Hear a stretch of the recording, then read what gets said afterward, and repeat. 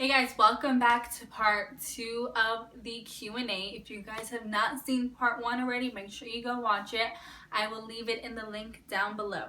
So let's get into the questions. Okay, first question. How did you manage your first day on the field? So I kind of mentioned my first day in clinical in my last video a little bit, but I'll go into more detail on it. My first day of clinical, first of all, I couldn't even sleep the day before because I was so paranoid that I wasn't gonna wake up, and I was just nervous. And I checked to make sure I had everything 25 times. I actually have a story about my first day of clinical, but I'm gonna make a separate video about that. But basically, I was just nervous the entire day. When we first met our patients, I was so nervous. I didn't know what to say. I didn't know how to make small talk. But I will say that I definitely spent a lot of my time observing the staff members that work there, just trying to see the flow of how everything works, because my first day of clinical was in a long-term care facility. It wasn't in a hospital, so things were kind of different, and I had never worked in the hospital at all. So my first experience in healthcare was in a long-term care facility, and I had so many questions. So I was just observing how everything works basically. And I think that's a good way to start your first day, because you obviously have no idea about this new facility that you're in, and you want to make sure you know how things work, and you know where things are. Take a tour, have somebody let you know the codes for the doors and where supplies are if you need them. Okay, next question. Are you debt free after getting your BSN? If so, how did you do that?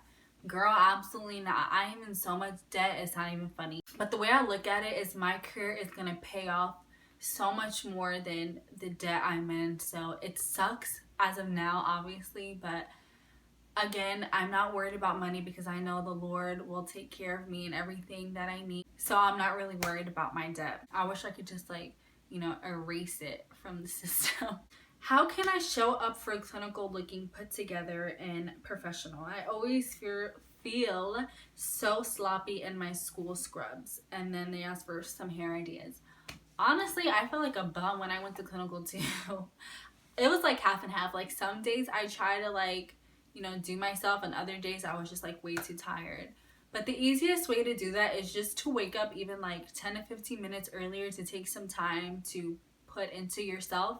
Because when you're going into a patient's room or going into the hospital, you want to look put together, because if a patient sees you and you look sloppy and a hot mess, they're oh my god, they don't take care of themselves, how are they going to take care of me properly? So you always want to look your best, especially at your workplace. You never know who's watching you. You always feel better when you look better, and that reflects on your work too. So I would say just wake up 15 minutes earlier, take some time, maybe put on some mascara, put on some eyeliner. What I always did with my hair, because we can't have it out obviously, I would just gel it, put it in a bun, brush it out. The bun is the simplest, easiest way to look professional and put together. How can I start preparing for nursing school as a sophomore in high school? So I always say this, I didn't do it, but it's a good idea for other people too. And that is to volunteer at a hospital. That is the easiest way to get experience without having to have experience, and you can really see the flow of the hospital. Even something as small as, for example, I worked at I did my practicum at a children's hospital, and they had volunteers that would come play with the kids and do games with them. And they had people that had therapy pets, and they would volunteer their time and come bring the pets around to the room. Just small stuff like that. You don't even have to be doing anything clinical, just to see how the environment is and to see if this is something that you really would want to do. What is your working schedule like? So when I was in school, I was working per diem, and actually still am working per diem. And what that means is I just work as needed, but I have to work at least 3 shifts a month, and one of those shifts have to be on a weekend. So I would just work 3 shifts a month. So I would basically work 1 day a week and skip 1 week without work. And that was honestly perfect for me, because it gave me money to spend without having to dedicate so much time to a job. And I still work that same schedule. I basically work 3 times a month now, because I'm just relaxing before I start working full time. Because once I start working full time, I'm a slave to the government forever after that. So I'm enjoying the time that I have now. Did the nursing program affect your relationship positively or negatively? Honestly, The only thing I could say about nursing school and my relationship is, one, it just took up so much time, so there was a lot less time for me to spend with my boyfriend because I was so busy with nursing school. I had like stuff 5 to 6 days a week and I only had like one free day. And sometimes I would get like aggravated at him because I'm aggravated at all my work. But besides that, like, it really didn't affect our relationship. If anything, it made us stronger because he learned how to deal with me when I was stressed and I learned how to deal with my own stress. Is it normal to think that you would feel nervous and scared that you won't know what to do when you first start a job? Yes, that is so normal. I get that fear all the time because I start working as an RN in 3 weeks and I am so nervous about it. I'm like, what if I don't know what to do? Like, once I get off orientation, I'm gonna be so scared because during orientation, I'm paired with a nurse and she precepts me the whole time. But once I'm off, I'm just on my own and I'm taking my own patients and I'm like, I'm not gonna know what to do. So yes, that is so normal to feel that way. How much more intense are the core classes versus prereqs? Prereqs are more intense because of the style of questions you're asking. That honestly is the hardest part about nursing school.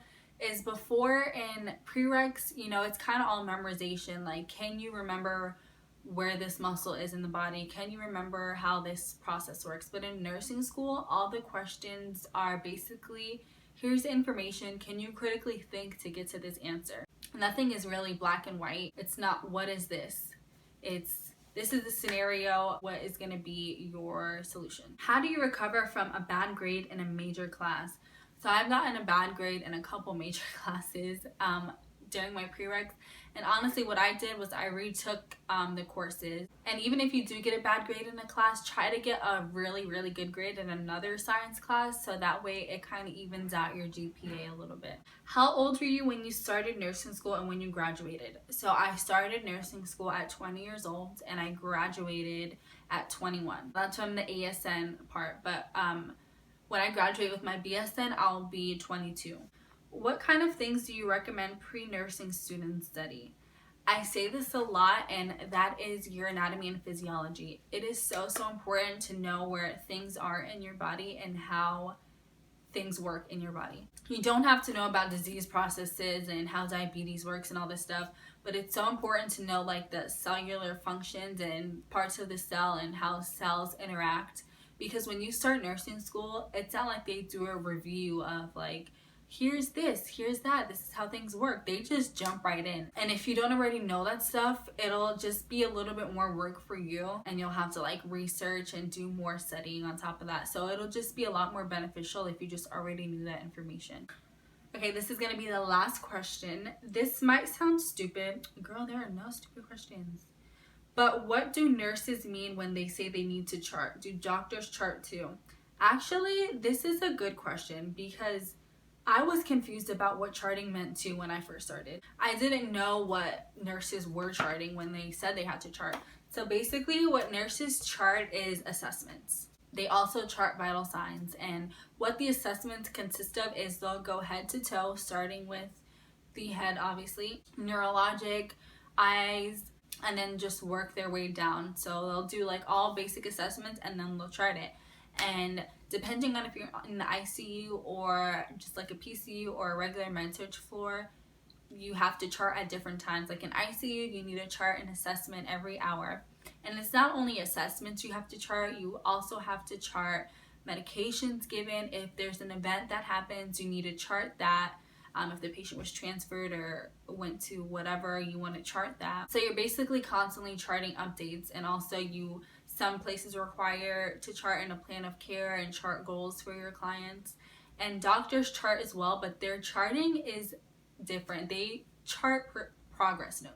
So when they go see the patient, they do a full assessment or whatever it is they need to do, and then they write a progress note on the patient saying how they're doing, what their plan is, and what their orders are going to be. And they also chart orders for their patients. So that's what their charting consists of. And ours is just more focused on like hourly updates. So that is the end of the second Q&A. Thank you guys so much for tuning in. I will see you in the next video.